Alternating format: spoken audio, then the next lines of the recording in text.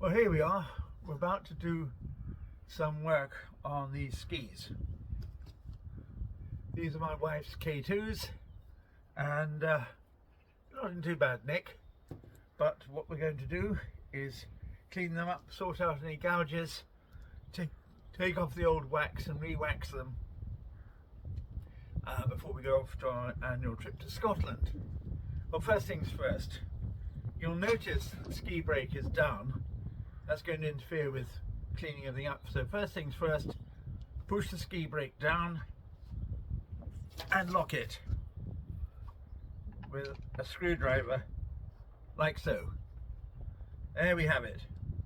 Next thing is to put in some sort of clamping arrangement. I'm using a workbench here, so I'm just tightening it up on the bindings. Not too hard, just enough to keep it firm, and so it stays in place. So the first thing I can do is scrape. So we'll scrape from one end, from the front to the back, removing any surplus wax. Okay, like so. There's a lot of wax on here, old wax, which might not necessarily work.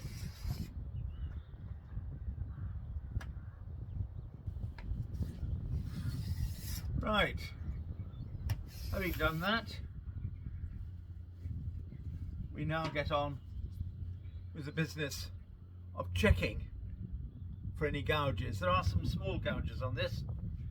I have a small ski iron, which I'm going to run up and down, having set it on the desired temperature, which in this case is 180 centigrade, and just doing it like so.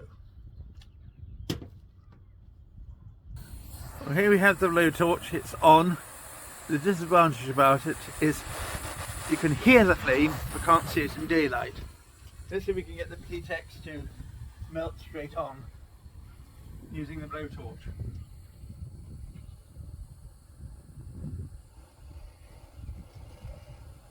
Yes, we can. Don't put the blowtorch directly on the ski sole, because it will cause the bottom to delaminate. A mistake I made with a too hot iron. See how I'm just dripping it on to where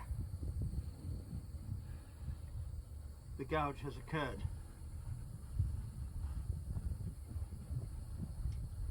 Just going in here.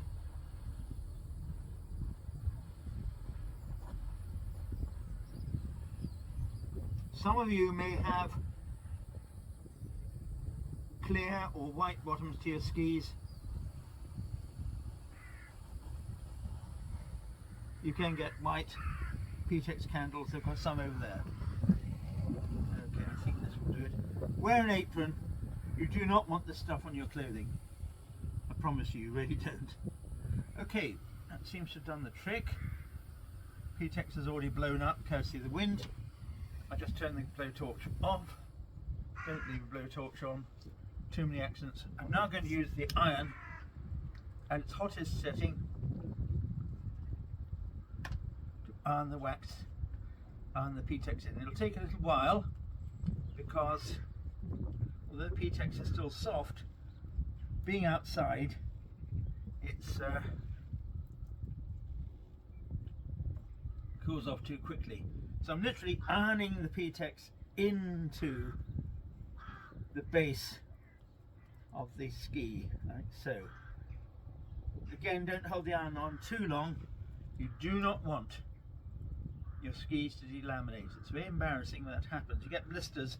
They'll probably carry on working, but it's the beginning of the end really for skis, and they've got sensitive epoxies in there.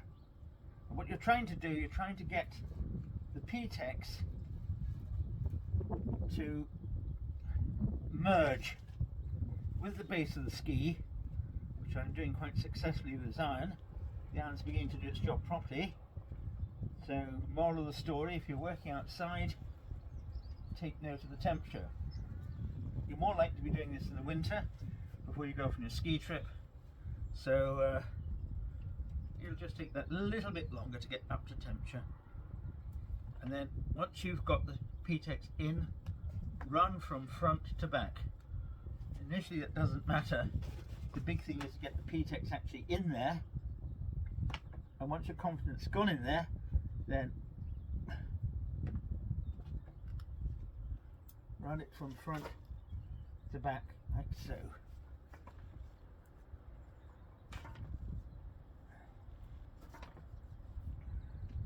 Don't be too quick about it, because it's going to take time to heat and move in to the bind to the ski base.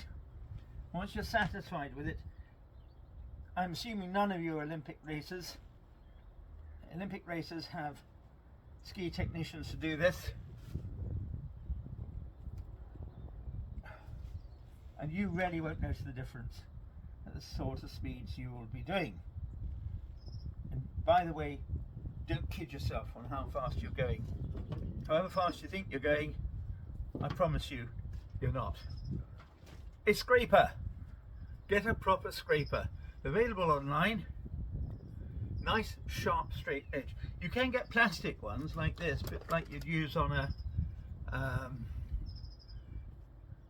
car windscreen. But this one actually, if you notice, has got a little file attached to the corner. That's to sharpen the edges, and I'll show you in a minute. Right, scrape down. Remove any excess. You want it smooth. Here it comes. It's working quite well. This I'm doing from front to back.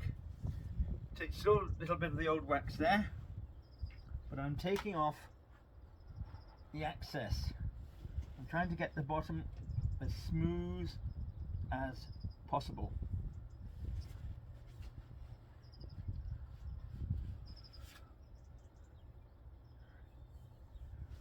Still a little bit raised here, but that won't matter, the sort of speeds we're doing.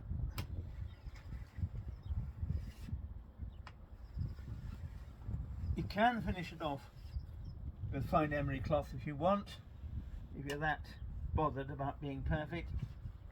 Chances are these days you are going to ski over pebbles and rocks occasionally, certainly in Scotland, and your base will not remain pristine, I'm sorry to say.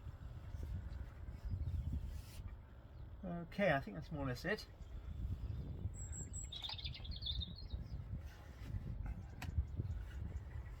What you need a scraper which covers both edges, so it rests on the edges and takes down any bumps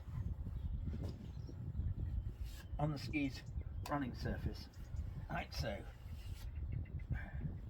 Nearly there, still little bits coming away, but not much.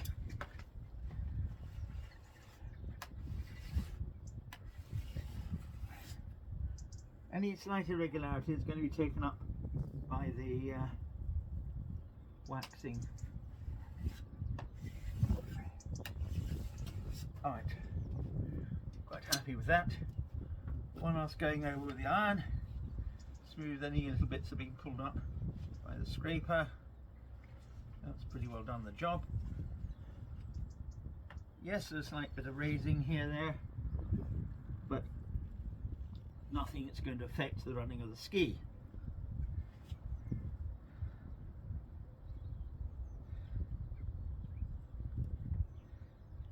Like so. This will take longer than you think. Don't worry about rushing it. You don't have to. Give yourself plenty of time. Do a good job. Any bit that still raises a bit, take a bit longer with the iron. Go over it, like so. There's a little rough bit here which I'm dealing with now.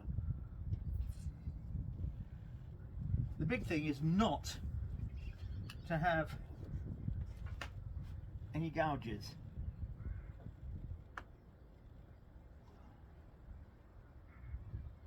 So I'll soften the wax again. P-Tex, I mean, not the wax. Okay, let's do another little scrape. Oops, don't want that burning through the tarpaulin in here. Yeah, that's better. Ambient temperature makes a lot of difference. Doing it in a workshop probably is easier. I haven't got one, or rather got a garage that's absolutely full of all sorts. For sailing, fishing, household, and God knows what else. Nearly there. Okay, I'm quite happy with that. I'm taking a fine emery stone.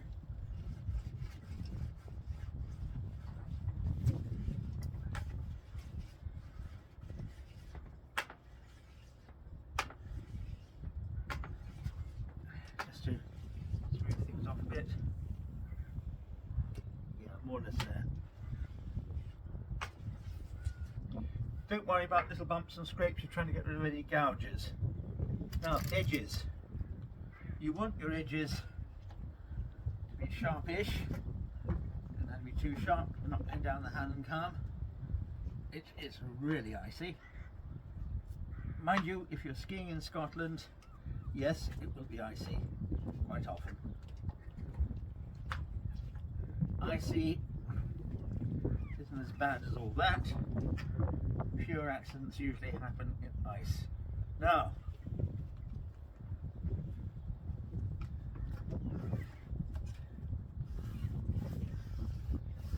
lick the edges just like Nick.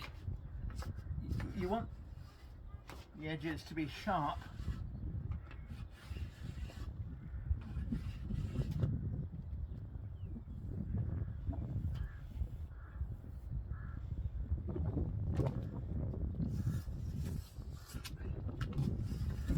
Around the middle of the ski.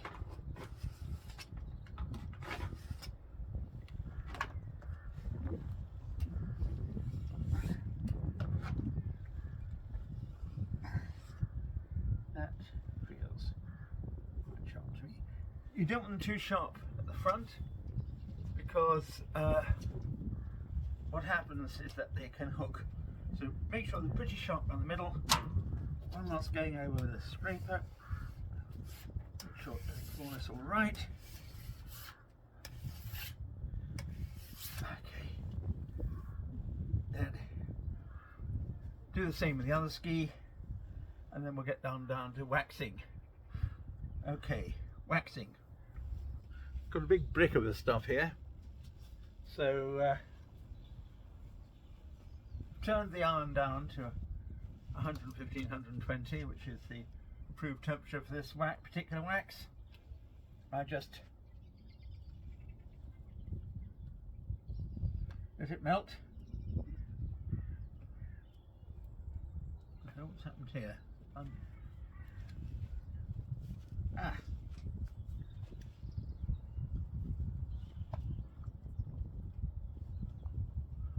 you go.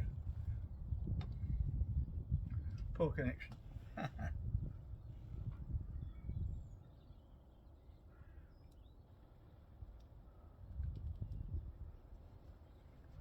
Let the wax drip onto your ski. So I'm using the iron. In the old days we used to rub softer waxes like the old silver wax directly onto the ski, and sometimes use an iron, much to the annoyance of wives, mothers and so on. But if you notice, I'm just letting the wax run onto the ski very generously. You don't need too much. You don't want the wax to be sounding proud, really.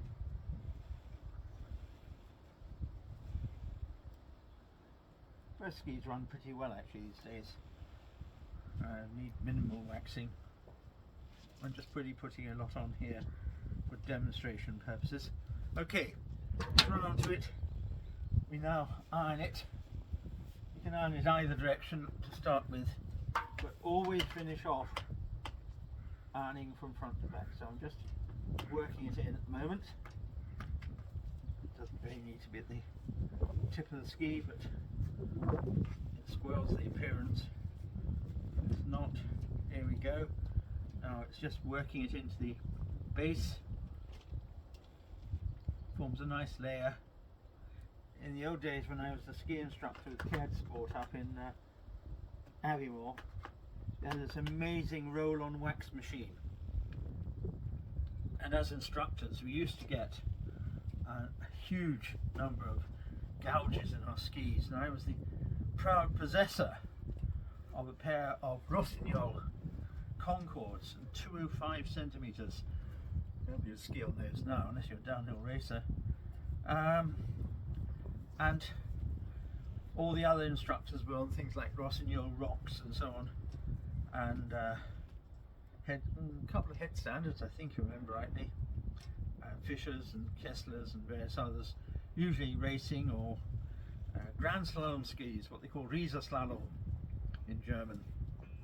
Skis were very popular, and a lot of the instructors, particularly the Swiss ones, wouldn't bother too much with P-Tex. They used to run their skis over the roller twice and get a lovely smooth finish, and they say that's good enough. Well, race preparation involves a bit more than that. I'll show you. We had one instructor named Johnny who'd been in the Swiss Espoir team till he had an accident and lost an eye, and he became an instructor on Cairngorm. Seems strange, doesn't it, coming all the way from Switzerland, Les Diablers in this case, to work on Cairngorm, but he reckoned it's a good place to improve his English and learn a bit about instruction, because the majority of the punters, which is what we called them in those days, it's very incorrect to describe clients as punters these days, but that's what they called them. And we used to sort of try and impress them. I was never one for that. I just liked teaching my pupils to have fun on skis and be safe, get down the mountain in one piece was really my motto. A lot of the others didn't quite see it the same way, and they're absolutely obsessed by technique. Anyway, look, I've got quite a smooth finish on here with the iron. In fact, I could leave it like that, but strictly speaking, take a plastic scraper and light scraping down so the edges are clear. So that's what actually I'm doing. I'm taking the excess wax off with a plastic scraper. I could use a steel scraper, but this one does just as well. It's designed for removing ice from windscreens. It's very, very good at just removing excess wax from skis. I'll do one going over the metal one because there's a bit too much wax near the tip here. Get that off, just make it look mucky. There we go. That's fine.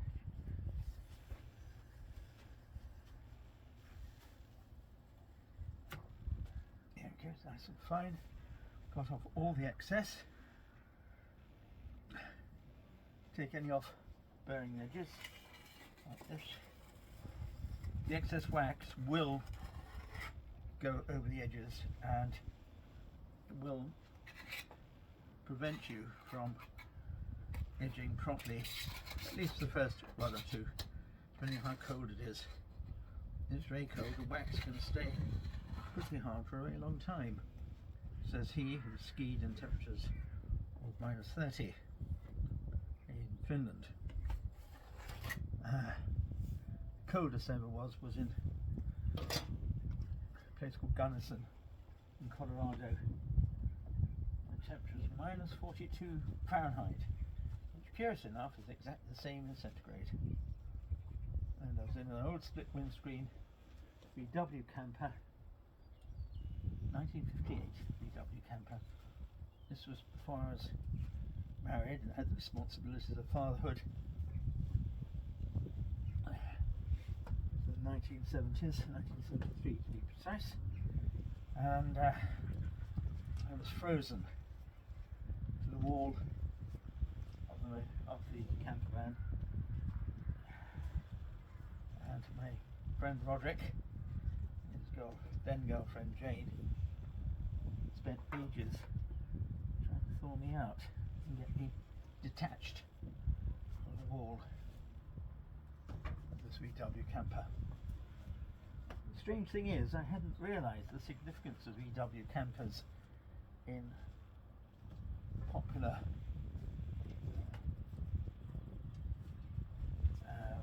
folklore of the time.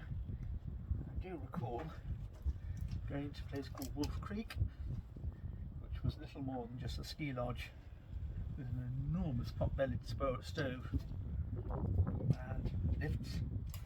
They had 400 inches of powder snow. That was a lot. And lads skiing on the back bowls had to use snorkels, and I kid you not, because until they were moving, their heads were sometimes completely under the snow. I mean, the snow was so dry and so powdery you could make snowballs of it. Anyway, I went into this car park, drove into the car park. I'd never been there before in my life, and this lad wearing what looked like a tea cozy on his head said to me, "Hey man, politics for marijuana." And well, I was brought up in Brighton, which was a hotbed of such things in those days. I had not a clue what he was talking about, and I said, "Marry who?" Such was the innocence of youth. But there you go. And sadly, an awful lot of Vietnam War veterans who were trying to get over their trauma by skiing, becoming ski bums, working as what we call lifties, characters who man the lifts, and some of them as instructors. I sometimes doubt if they were any good. There was certification in those days, but it's more a question of what the ski schools or the lift operators could get. It was not the formality we have today. Anyway, that's the by the by. They were completely wrecked, these poor men. Now, I've got wax going down the side of the walls.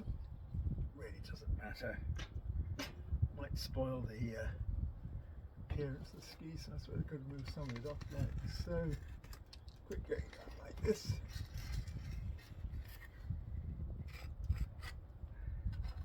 But frankly, it doesn't make a bit of difference in the performance of the ski. There you have it. Leave it like that. And that's the ski. Pretty well done. So there you are. A nice fixed bottoms, no gouges, nicely waxed, ready for the season. And I'll get on, do my skis, and even my cross-country skis. You use clister or climbing wax in the middle bit and running wax either side, even if you've got a fish scale base. That's a different story, and I might make a separate video of that. But for the moment, my wife's downhill skis for this season are pretty well done.